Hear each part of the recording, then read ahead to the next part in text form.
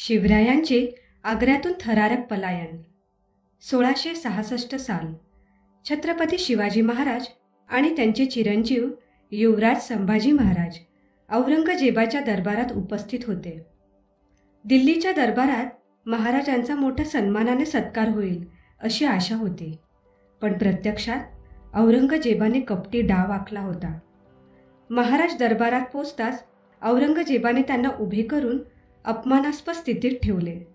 अनेक तास त्यांना बोलावले नाही आणि शेवटी त्यांनी राजसभेत हजर असलेल्या सरदारांना महाराजांची नीच वागणूक द्यायला भाग पाडले आणि काही दिवसांतच शिवरायांना आग्र्याच्या कडेकोट पहाऱ्यात टाकण्यात आले. महाराजांसोबत मोजकेच मावळे होते, पण त्यांचा आत्मविश्वास आणि धैर्य अढळ होतं. हे बंधन तुटणारच, महाराज मनाशी पक्क ठरवून होते. आग्रा किल्ल्यात महाराजांना राजा जयसिंगाच्या देखरेखीखाली ठेवण्यात आलं.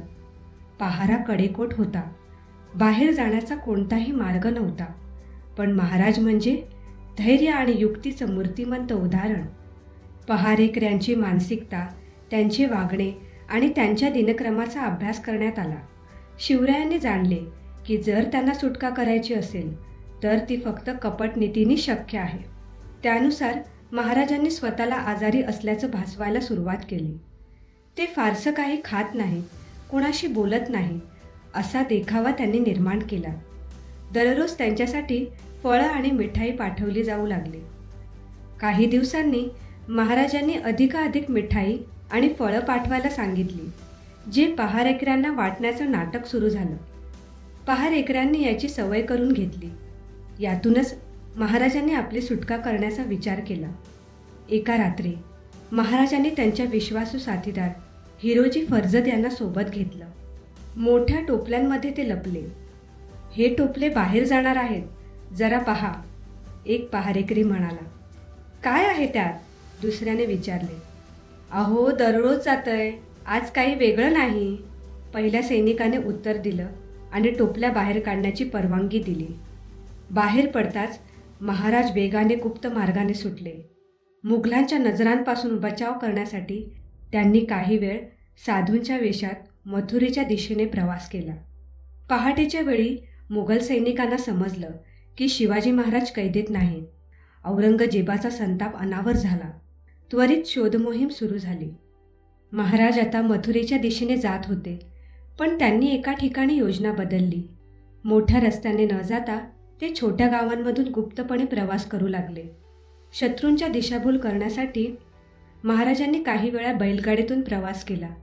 कधी साध्या शेतकऱ्यासारखे कपडे परिधान केले, तर कधी हिंदू यात्रेकरू म्हणून वावरले. एका ठिकाणी मुघल सैनिक जवळ येताच महाराज आणि त्यांचे साथी वेगळ्या मार्गाने पसार झाले. शेवटी गंगाजल घ्यायला आलेल्या यात्रेकरूंसोबत महाराज प्रवास करून सुरक्षित प्रदेशात पोहोचले. सुरक्षिततेच्या विचाराने महाराजांनी अनेक दिवस प्रवास केला. शेवटी महाराष्ट्राच्या सीमा ओलांडून ते राजगडच्या दिशेने परतू लागले. त्यांच्या सुटकेची वार्ता राजगडावर पोचली आणि संपूर्ण स्वराज्यात आनंदाची लाट उसळली. मावळे आनंदाने महाराजांचे स्वागत करण्यासाठी तयार झाले. राजगडावर पोचताच ढोल ताशांचा गजर झाला. शिवरायांच्या युक्तीने औरंगजेबाची मोठी हार झाली होती. शिवरायांची ही आग्र्यातून सुटका केवळ एक पलायन नव्हतं, ही त्यांच्या अचाट धैर्याची, चाणक्य नीतीची आणि स्वराज्यासाठी झगडण्याच्या निष्ठेची ओळख होती. औरंगजेबाने ज्या शिवरायांना कैदेत टाकलं होतं, तेच महाराज आपल्या चातुर्याने स्वराज्यात परतले आणि स्वातंत्र्याचा लढा अधिक तीव्र केला. ही कहाणी आजही महाराष्ट्राच्या मातीमध्ये प्रेरणादायी ठरते. शत्रू कितीही मोठा असला तरीही चातुर्य आणि धैर्याच्या जोरावर कोणतीही लढाई जिंकता येते.